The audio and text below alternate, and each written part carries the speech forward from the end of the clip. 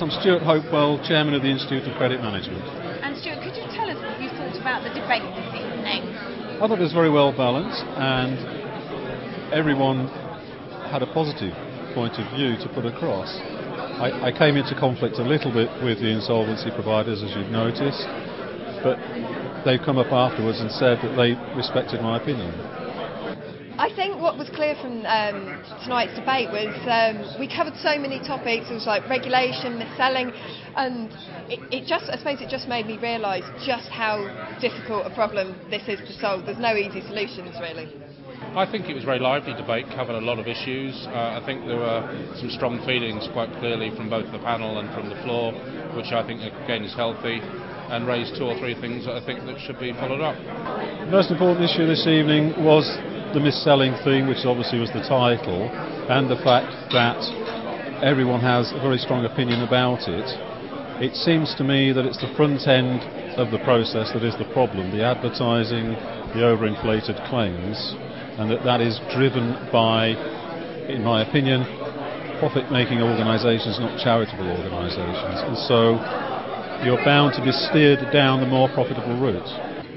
Angle of mis-selling, definitely. I think what we've learned today is we've had a lot of first-hand experiences, and that it's obviously happening on a significant scale. The industry now needs to act to whittle that out. I think in respect, particularly in terms of mis-selling of IVAs and the area to do with transparency, particularly by people actually out in the market speaking to consumers, how we deal with the combination of education of consumers as well as making sure that they are very clear on what they're entering into. Educating people is a definite must. As I said earlier, the Institute is getting involved in PFEG. We heard from the magazine that they're looking at launching the Kids and Cash campaign, and I really do think that education about the liabilities that people are going to incur is a very important issue.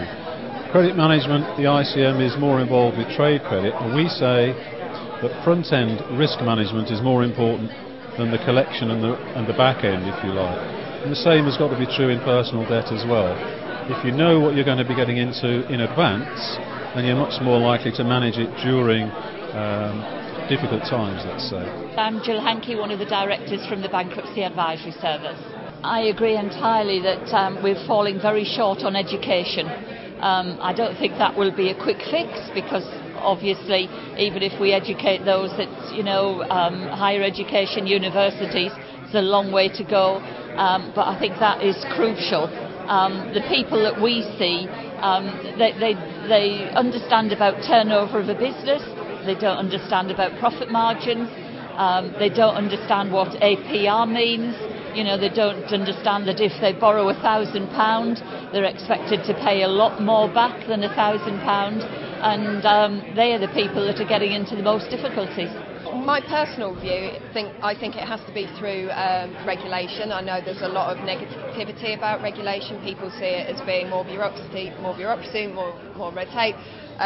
But I think what I think is there is a lot of people keep saying it is regulated, but the industry is regulated, but I don't think the regulation we have at the moment is working. I think from a consumer point of view it's not very transparent, so I think that's what we need to work on, a more kind of transparent regulation, more I think we need to have all these bodies that are regulating the industry at the moment working together.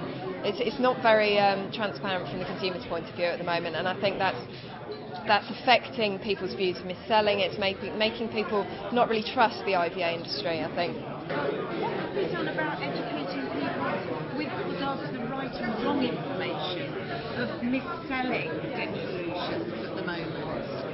Oh, well, that's a big question. I think there's got to be a much more balanced press campaign.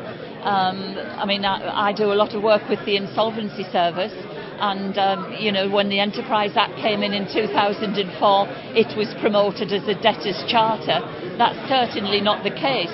For people that have committed any element of fraud or dishonesty, bankruptcy now it's much more penal than it was beforehand. So I think the press, the media, can help by putting forward a much more balanced view of the likes of IVAs, debt management plans and bankruptcy. What I've been talking about today is our Kids in Cash campaign. We would like to see personal finance taught in all schools as a key part of the national curriculum. We would like to be in a situation where children are leaving school knowing how to open a bank account, knowing how credit cards work, know how loans work, understand how interest charges rack up. And I think if children are leaving school with this sort of education, they're going to be much better prepared for the challenges of adult life and less likely to get into debt in the first place, but also know how to manage their debts more responsibly. I think the hybrid and really a development, see if things have moved forward to some degree. Clearly there's a lot going on at the moment with the protocol having come forward, how that's going to impact the market. But I think it's one thing having a protocol and that's understood by the creditors and the IPs, but does the consumer actually really understand what it means, particularly on crucial issues like equity release? The one section I thought of the industry that wasn't represented very well was the banks. The British Bankers Association are part of the protocol process. They have committed themselves to the IVA process. It's disappointing that they don't come to events like this to give their point of view publicly. So if there's one sector of the industry that I would like to see represented, it is the banks and the lenders. Well, I think the last event, particularly where we had students here on the floor asking some very practical, down-to-earth questions, is what we should be looking at. The same type of audience, much more mixed audience than perhaps today, where we had a lot of professionals here, but which gives the right blend and probably makes the debate slightly livelier. And do you think at this point in time is debt going to improve? I think undoubtedly that's all the signs are heading in the right path. I think the big question that's come up is, are you going to see the growth in IVAs, debt management plans? My experience at the moment is, as I say, there is a lull in the marketplace, but I think what we're going to see is a gradual increase as consumers exhaust all the traditional sources of funding, emergency means of juggling their finances, and denial is no longer an option.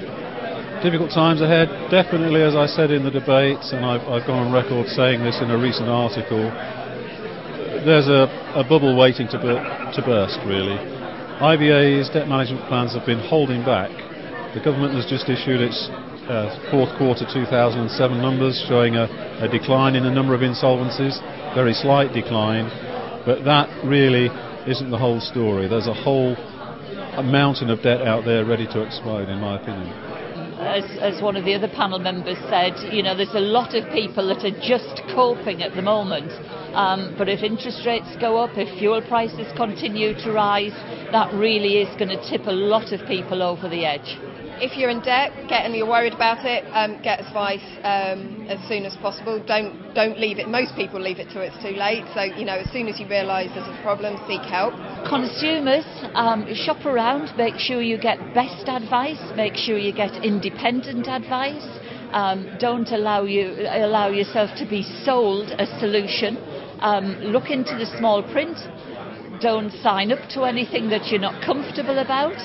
And as I said on the panel, try and start and live within your means, because it's not going to get any easier to repay debt.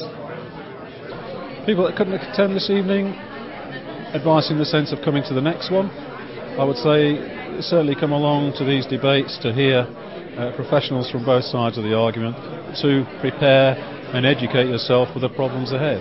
I would say they've missed a very healthy debate. Certainly pick up on the website, look through the points that are covered, discussions. I think there are some very interesting questions, and I think contribute to the debate online.